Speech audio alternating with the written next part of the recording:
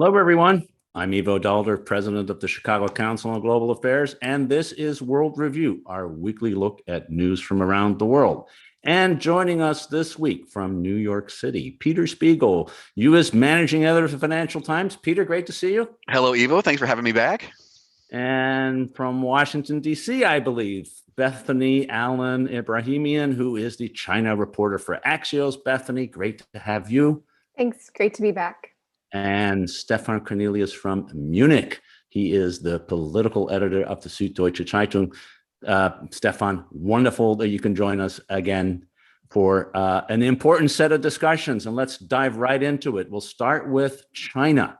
The 100th anniversary of the Chinese Communist Party was celebrated at the end of last week, actually. But the celebration, as that goes, continues for a while. A lot of things happening, but of course, we were all watching and looking at the speech of the head of the Communist Party and the president of China, Xi Jinping. Bethany, when you were watching this, what struck you most? Absolutely. Well, the Chinese Communist Party has made it through a century of turbulence, and it's come out on the other side more powerful than ever. For the first 100 years, China's main struggle was playing catch up with developing nations. It was fighting off an invading country, Japan in the 1930s and 40s. And then it was trying to pull itself out of extreme poverty. So the CCP's founding narrative is, that it's an underdog, and China's an underdog, and they're trying really hard to catch up. And it has, China has, it, as we all know, has second largest economy in the world, vastly powerful. It has accomplished most of the goals that it set out to achieve. And the CCP takes credit for that. Xi Jinping has called this, the China's dream, or the Chinese dream, the great rejuvenation of the Chinese people. And he has, broadly declared that he and the CCP have achieved that dream for China.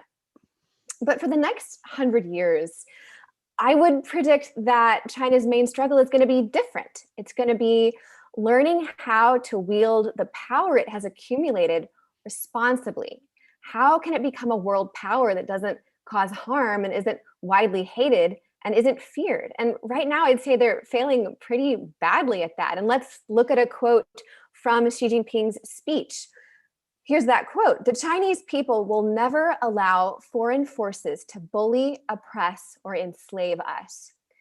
Whoever nurses delusions of doing that will crack their heads and spill blood on the great wall of steel built from the flesh and blood of 1.4 billion Chinese people." That's not subtle.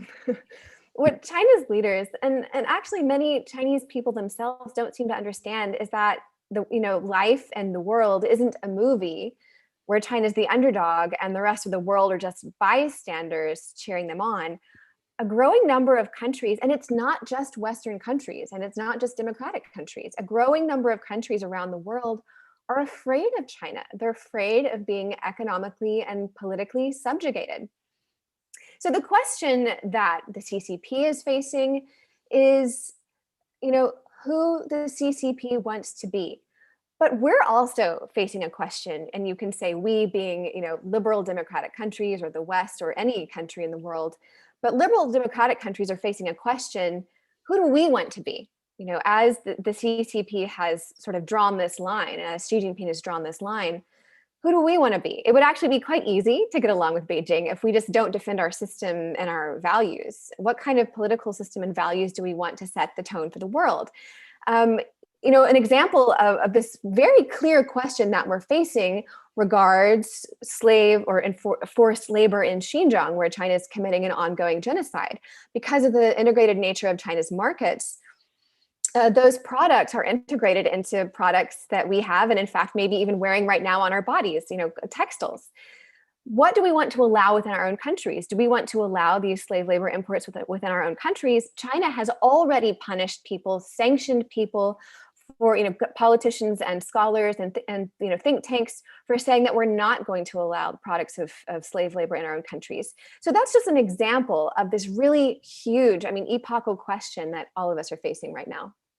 Bethany, can I ask you a question about that? That great quote which you had from Xi, which is, seemingly completely tone deaf to the sense that you described, which is the rest of the world is not responding well to the way China has been sort of portraying itself in the world. I mean, I think probably all of us as journalists have dealt with this wolf warrior diplomacy, which they've implemented in well, my experience was in London largely.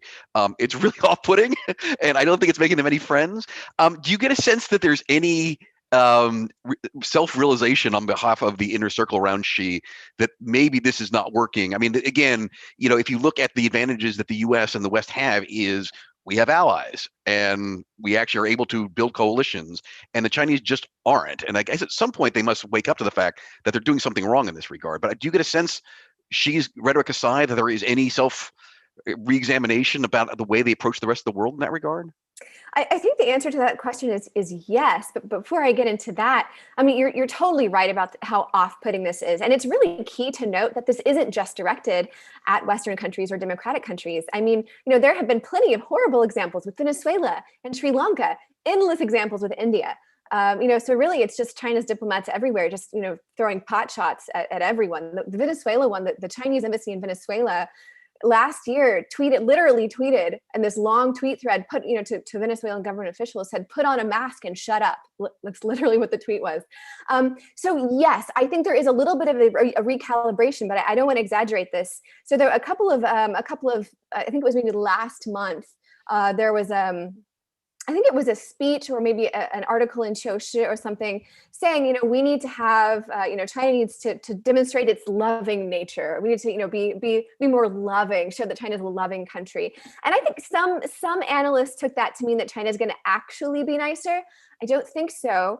I think that the force and the feeling and the goals behind wolf warrior diplomacy are inherent right now in the political, you know, ferment in Beijing. However, I would imagine that some of these actual tweets and some of these public statements, while they might get the masses riled up, you know, the very pro-China, you know, nationalists who love that kind of thing, they might like that. But I think there's a clear sense in Beijing that some of these most extreme examples don't actually help. What I would imagine is that over the next year, that we will see some of this being pulled back a little bit, that maybe some of the more extreme tweets may be discouraged. But the overall atmosphere and attitude, I do not think is going to change. And it is going to continue to be self-defeating, because I think it helps strengthen the ability of China to absorb pain, to absorb harm that they are going to receive from countries that are pushing back against China's might. And if the, you know, citizens in China are willing to accept some, you know, short-term pain for long-term gain, again, I think a strong sense of nationalism, which is a form of belief, right, will help them support the party in those endeavors. Stefan, I think Bethany really put her finger on it when she says that China's trying to learn to be powerful and how to do that in an effective way, and it's struggling with it. But it also poses a real challenge to us in the West, in particular, about how do you deal with a much more powerful China who has an integrated economy that we rely on for our own economic prosperity in large part because they're markets and there's an integration here. How do we change? How do the debate, of course, is pretty big now in Europe as it has been in the United States, and it's pretty big in your own country, where there are some differences that are emerging as we get closer to the election between the political parties on how to deal with this new phenomenon of a China that's not only powerful, but is acting like it is powerful. Well, I think that's not only a mismatch between how the Chinese see themselves and want to be seen, and the way they present themselves now at the anniversary, which was a weird thing because it was sort of a navel-gazing event, just and felt extremely alien to us. And so the mismatch between that and our perception, and then amongst our own camp. This week, for example, we had on Monday a phone call between Xi and Merkel and the French President Macron, German Chancellor and French President. So they set up a phone conversation, which was highly disturbing to most other European partners. Why is it that the two strongest countries within the European Union are now seeking for that kind of special relations with China, whilst we were condemning on the other side all other attempts from European nations to separate from the EU consensus? Now, the big problem from the European side is that there is a mismatch between the harsh rhetoric coming out of Washington and the way most countries here want to deal with China. And that has to do with size, with power, with how we can sort of put on leverage on China, make them do what we want them to do, and economic interest. And that's definitely a huge problem coming up. Merkel, on her way out, is probably the softest on all of this. I do observe her as not moving that much on China anymore for quite a couple of years now. She hasn't really adapted to the latest reading of sort of Western mainstream reading of China. She's still stuck in the last party congress phase, where she saw Xi as a rather doable guy, somebody she can do business with and who comes to terms. And she wants to find language where we tone down and sort of find common sense and progress. And what she totally neglects is this kind of behind the scene wiggling, the aggressiveness, the assertiveness you were mentioning. This will all change in September and probably after the French election, so that will be put to the test. But I think the biggest challenge will be to find common ground transatlantically now. To get the Stefan, can I push you on that? Because obviously that was a bit of a theme out of the G7, in which Biden clearly wanted to go in there, getting unity on a hard line towards China, and the Europeans, although went along in the end, as you said, we know Merkel's track record on this. I mean, she has been, her primarily goal in traveling to China has been primarily, well, frankly, mercantile, right? She wants to sell German manufacturing goods to a Chinese market. Do you think that changes under, say, Chancellor Laschet, the new CDU candidate? I mean, if or frankly, even a green chancellor? I mean, do you think that there is a less of a chance of a split between the U.S. and Germany on this under a new chancellor? I don't think there will be a Queen Chancellor, but that's a different story. But there might be a Queen Foreign Minister, and that might be the leading woman, Annalena Baerbock. And what she will bring into the whole game is the far more moralistic approach to foreign policy. So watch for that. This is something which you will hear more loud now from Germany, whereas Laschet, the most likely next German Chancellor, is a far more pragmatic, economic-focused type.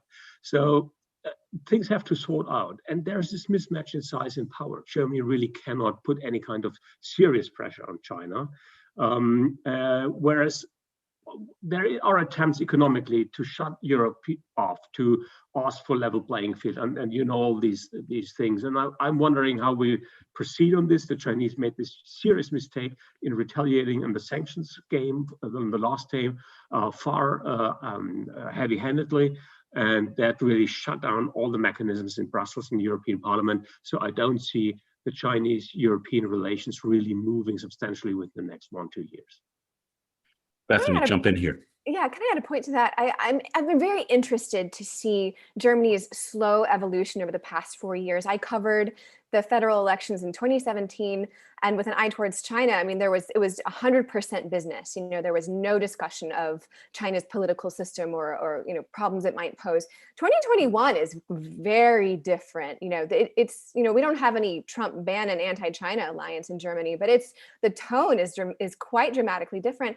And I would point to, very notably, the statement by BDI's managing director, I believe, saying that China does need a more realistic or a harsher or tougher policy towards China, and also with Huawei even. So I would be, and you can tell me if you disagree with me, I would be surprised, even with Laschet as the new chancellor, that he would be able to follow in the same line that Merkel has over the past 5 years. I fully agree, and actually there is substantial ground to the line of argument that this whole kind of making noise at the moment, trying to find a different path in engagement than the US, is only meant to buy time for the European industry, for the German industry to move out of China.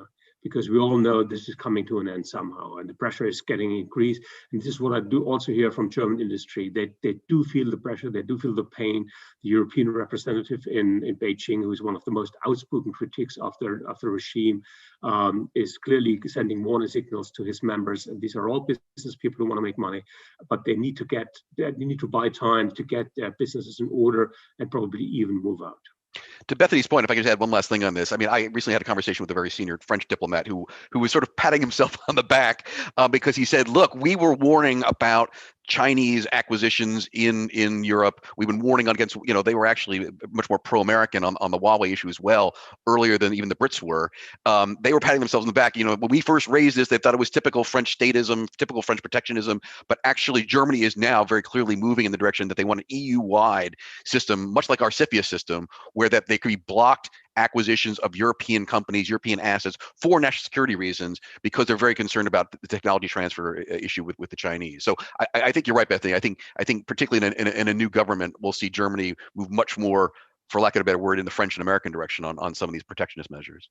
But just as a last sentence from my side, there's a bit of puzzlement here in Europe, in Berlin especially, about the harshness and the unity in the Washington debate. And it is sort of led back to the Trump time. And the only foreign policy issue where we can really find unity across the aisles in Washington is China. And that's a bit of a weird picture seen from here. Totally. Sorry. No, please. Yeah, this has been such an interesting dynamic.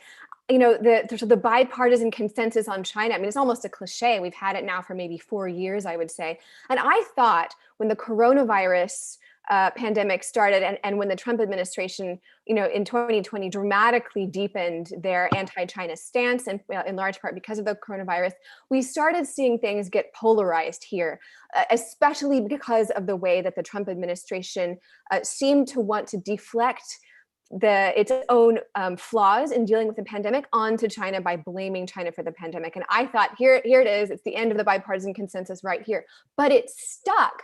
And that really surprised me. And now what we have, I think, is a reckoning is too strong of a word, but the areas in which Democrats were basically totally silent, not just in 2020, but 2019, 2018, on some of these larger issues of the systemic challenges that China poses to the West, and even framing it in those terms, the systematic challenges to democracy. Because Biden has made that a key element of his foreign policy and has brought along key Democrats and has committed to do this in a bipartisan way, the bipartisan consensus, in fact, seems stronger than ever and seems pretty watertight, even for progressive challengers who want to paint it as, this is the cold, this is Cold War talk. It really seems pretty invulnerable at this point. It does, although underneath there are all kinds of things churning, and you mentioned the progressives who've of course gone after the Biden administration, saying climate change is much more important. You need to work with the Chinese on that. And my sense is it's a very strong consensus, but it can't hold. And as things because it comes to really big questions on, do you defend Taiwan or do you decouple economically? Those are really big consequential decisions. Rhetoric is one thing. Acting on that rhetoric is likely to divide people. Whether it divides them in parties or in different ways is yet to be seen. We will be back to this issue, no doubt, in the weeks ahead, because the next 100 years of the Communist Party of China is likely to be a topic to make sure that should we reconvene at the second? Maybe even in 25 years. But speaking of longevity, we have seen this week the de facto, though not de jure, end of a 20-year-old war, in which the United States, with its allies, because of the Allied commitment to common defense and Article 5, engaged in, fought for a very long time, bled significantly. It's now coming to an end in a very rapid way. And of course, Peter, I'm talking about Afghanistan.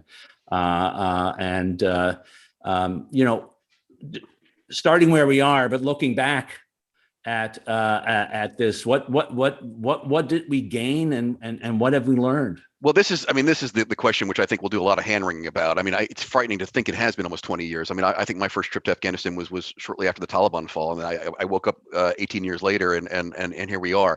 I think there's 2 or 3 things that we're going to face. Is one, was all this blood and treasure basically expended pointlessly? Because what we're already seeing, and this has been the argument of the U.S. military for these many years, is once we start withdrawing, the Taliban will come back, and we're likely to see not only human rights abuses and everything associated with a Islamist rule, but also potentially a safe haven for terrorist groups. And I think that's something we're going to have to face up to.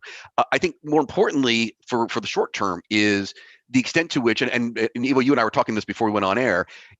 I covered Joe Biden, as long ago as when he was still in the Senate Foreign Relations Committee, and he'd been remarkably consistent on this. I mean, he famously, when he was chair of the committee, flew to Kabul, had a dinner with Karzai, and stormed out because he was so angry with the lack of willingness of the Afghan government to sort of work with the allies on its own security. And that's 15 years ago. As vice president, he was almost the lone voice in the Oval Office saying, no, let's get out, let's do counterterrorism, drones, special forces. We do not need to do state building. Bob Gates, amongst others, have written really disparaging about Biden and those efforts. But the consensus has moved because after, that was again 10, 15 years ago, 12 years ago. Nothing has happened in those 12 years. And I think what is going to happen now is Biden, having stuck to his guns, has decided to pull out, but there will be consequences. I mean, these are why these decisions are so difficult. There is no right answer. Staying means more death, more money, but a stable Afghanistan. And withdrawing means no more death and far less expenditure of treasury, but potentially civil war. These are the tough decisions. And the thing that I wonder is, will Biden pay consequences of this in the short term? There is going to be, and the American commanders have said this, a likelihood of renewed civil war between the Islamists and the other ethnic groups within Afghanistan. That's likely to happen, possibly even this year. Does it happen the same way, frankly, the post-Soviet period in Afghanistan, where everyone just sort of ignored it, and it did not have any blowback into domestic politics until September 11th happened? And that's, to me, the big question. Does the chaos in Afghanistan of itself cause Biden political troubles? Because you already see in people, particularly on the sort of neoconservative right, shout at Biden that this is a huge mistake. Or, God forbid, do we sometime in the next 3 years see a terrorist attack originating somewhere in Afghanistan where really the consequences will come home to roost? And I don't think it's necessarily the wrong decision. These are the decisions that we pay the president to make, but there is no right decision on Afghanistan, I think, and he will have to. He owns it now, and we'll have to see how it blows back on him sometime in the next 3 years.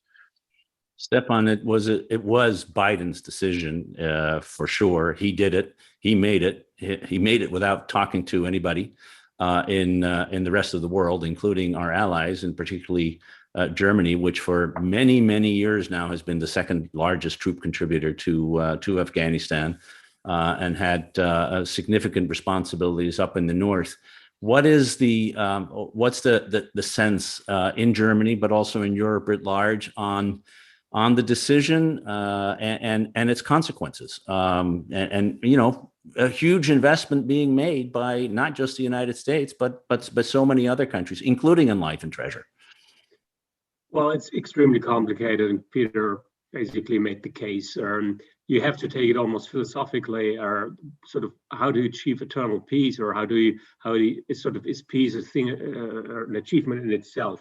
I think the cheap lesson of Afghanistan will be that security can never be guaranteed forever, and you have to work on it hard year after year. And the history of Afghanistan, and I had my fair share of time in that country myself, tells us that this will never ever be a peaceful country. So they fall back in the old mechanisms.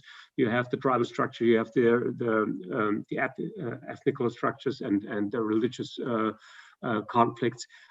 So in the end, you really have to show extreme standing power. Now, what does that mean? Staying there forever? At what costs? There was significant progress over the past 20 years. The Afghan society really made huge steps forward. It became more liberal, more open, at least in the cities, and Kabul for sure. Women's rights, girls going to schools, was always pointed at, but rightly so. Nevertheless, the Taliban will not be able to roll back time that much as they did 20 years ago. We won't see that kind of Stonehenge Islamism as we saw right after the invasion. So there will be progress, and the Taliban must have some self-interest in in sort of keeping the balance within the society they want to govern now. It's disturbing for us that they're taking over by power, that things can't be solved by elections or things like that, but well, that's Afghanistan. And to me, actually, the much more difficult lesson is there's so many more Afghanistans in the world. We just had a conversation with the German head of intelligence, the BND president. We'll publish it on Monday in our paper. And sort of as a short one-sentence preview, buckle up, IS is back. And with structures, with command structures, with headquarters, in its heartland, but mostly in Africa. And the good news is they're not back in Afghanistan because the Taliban are fighting them back. So yes, we're in a constant struggle for stability and security, for our own security, and I wouldn't be surprised if we need to go back at some point. Bethany, both in terms of the big picture on Afghanistan, give us your sense of the decision and where we're going, but also given your China interest, this is whatever's going to happen post U.S. and allied presence, it's going to be a mess. And messes tend to be exploited by outside powers, one of which is a neighbor, which happens to be China. I noticed that the border between Afghanistan and China has now been taken over by the Taliban, which is an interesting titwit. So as the border with Iran, for that matter. What does Beijing think about this, and do they see an opportunity here? Sure. Well, China has long played a quiet role in Afghanistan. It has hosted talks with the Taliban, tried in a very quiet way to, try to bring some more stability and peace there diplomatically. And that has been largely, to the extent that anyone has paid attention at all, that has been largely praised by the international community as something that is, productive and helpful.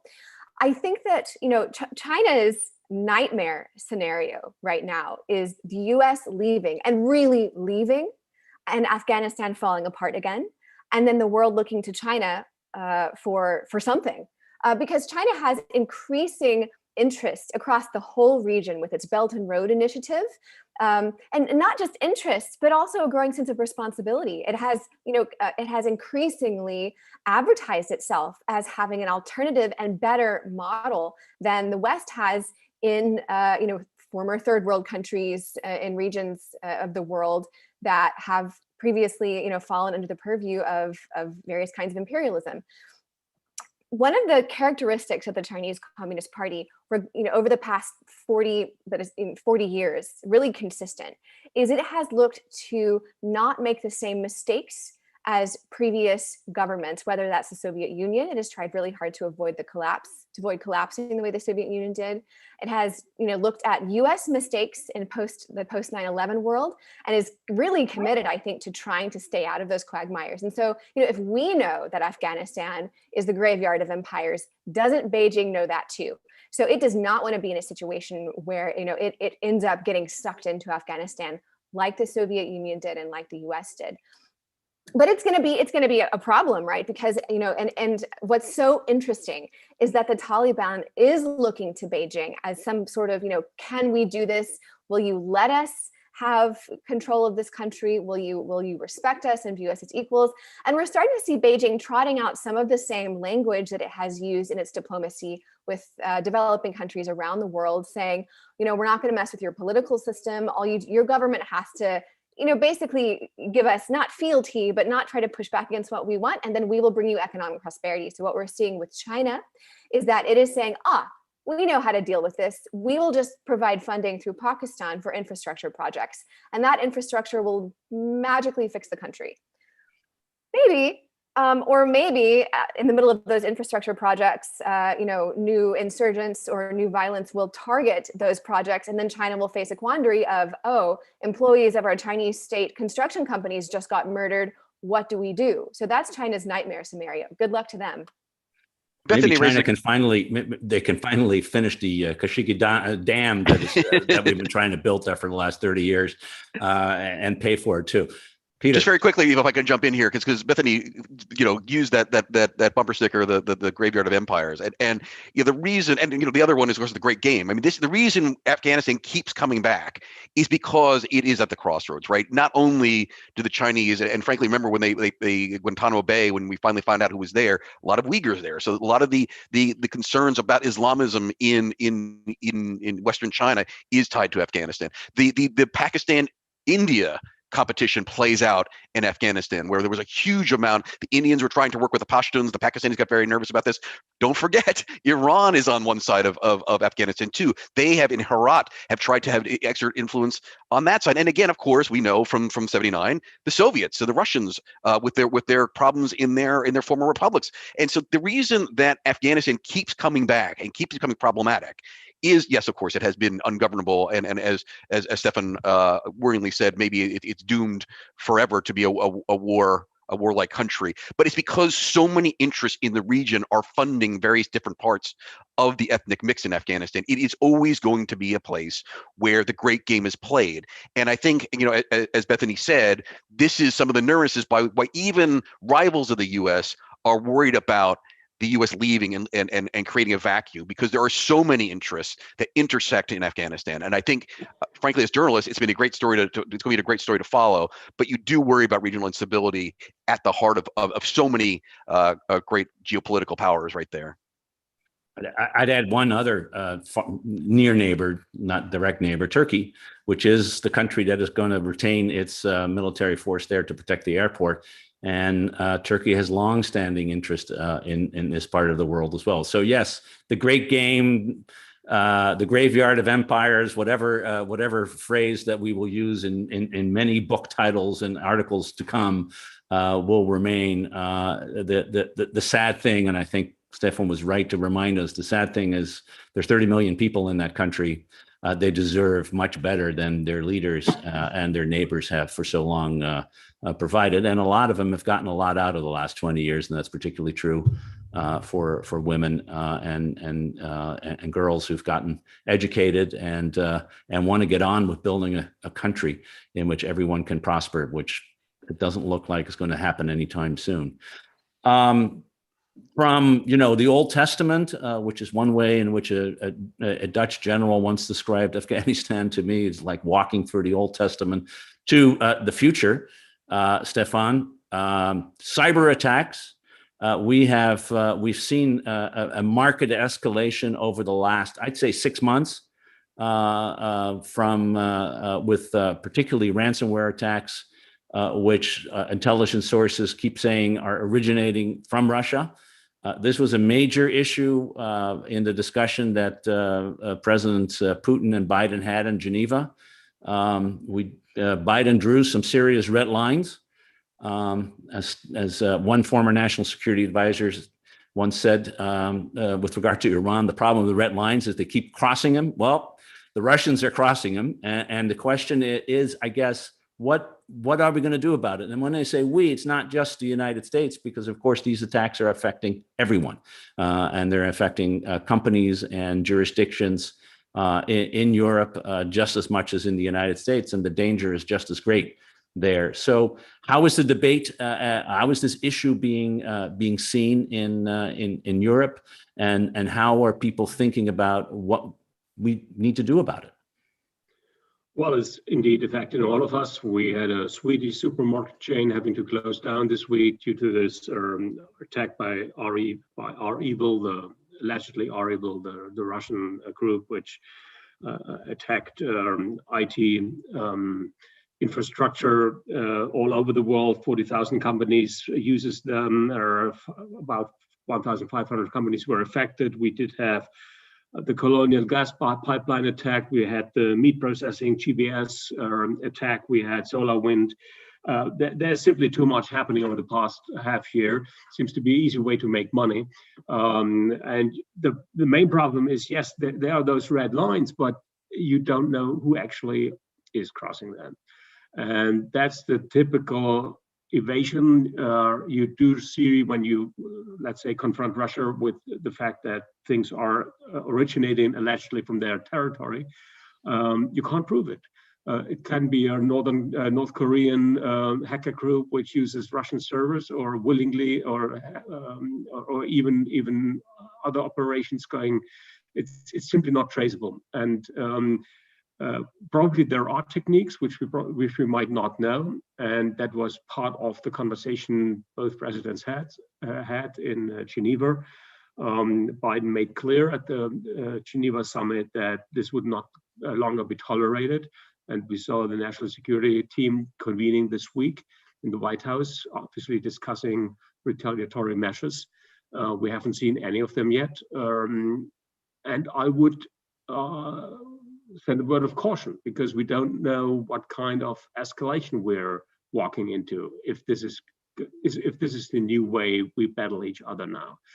The fascinating thing is we're in some kind of new Cold War here, where other than in the other Cold War, which we put behind us, we couldn't really see the end of the problem. In the old Cold War, we had the nuclear threat and a clearly visible goal, which we should all avoid, which is mutual assured destruction.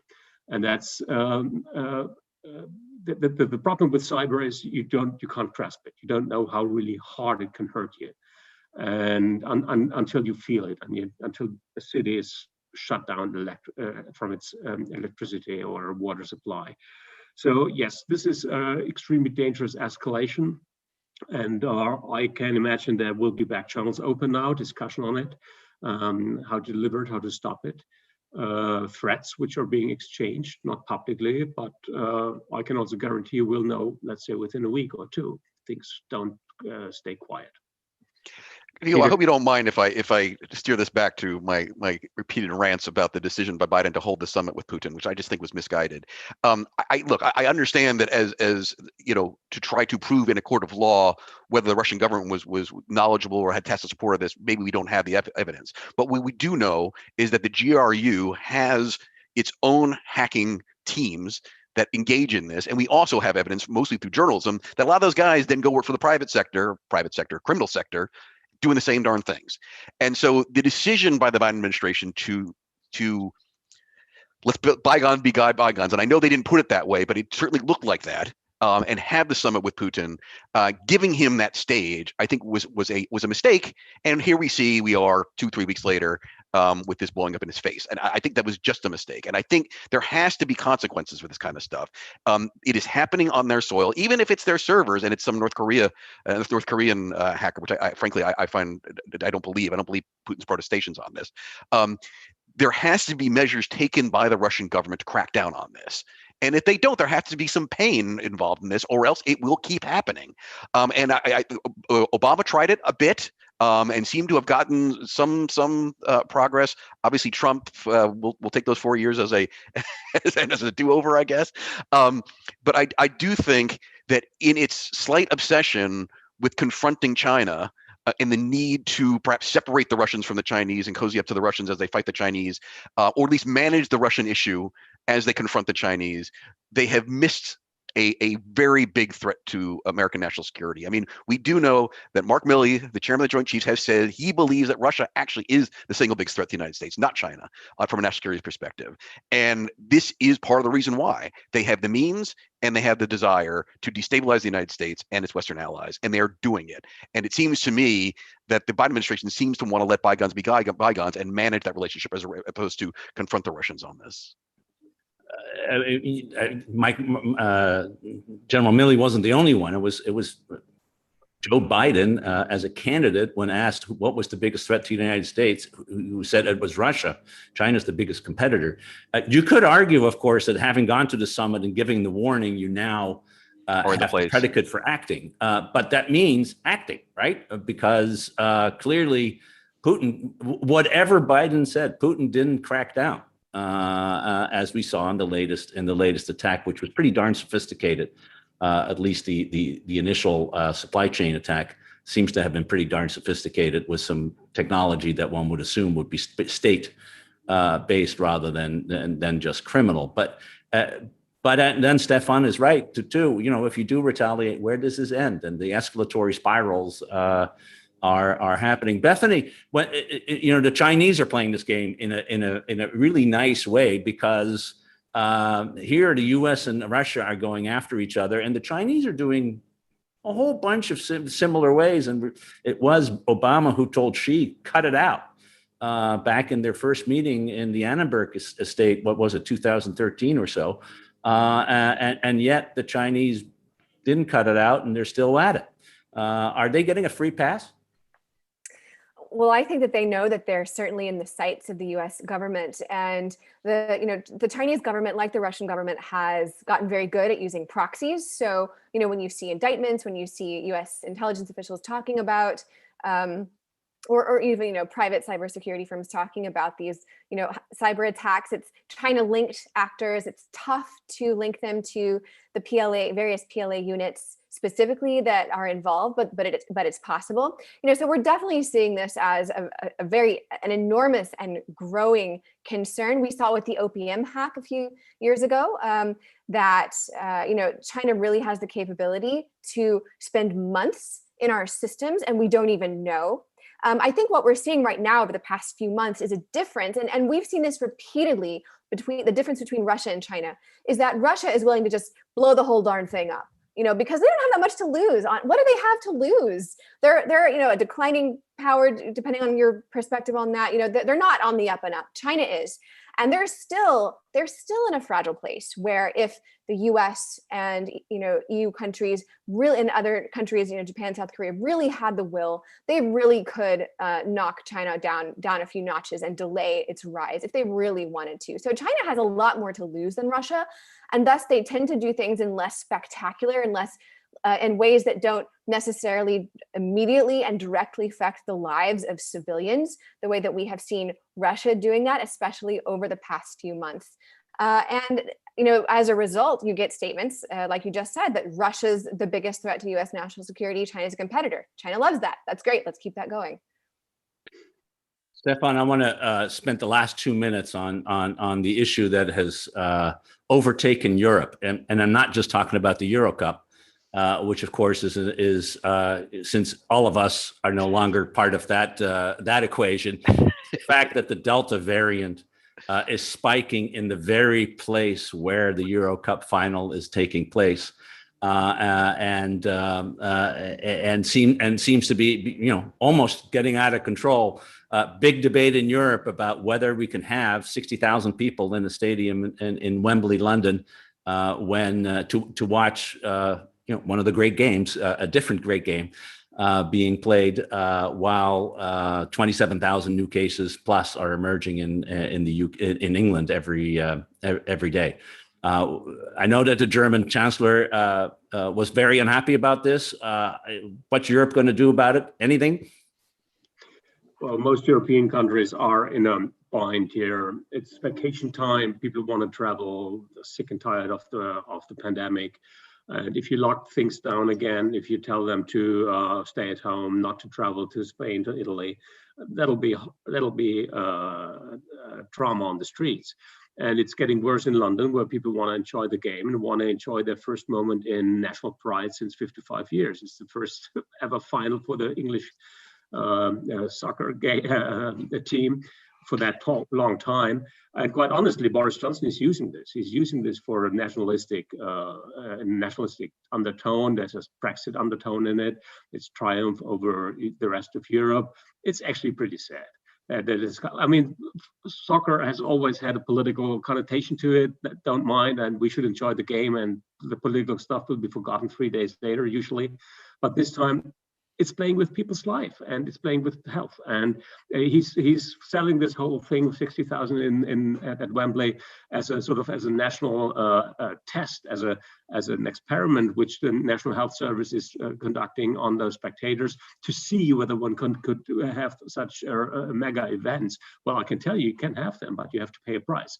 And he thinks he's well off because what he gains in it by giving the country an evening of joy and jubilation will pay off.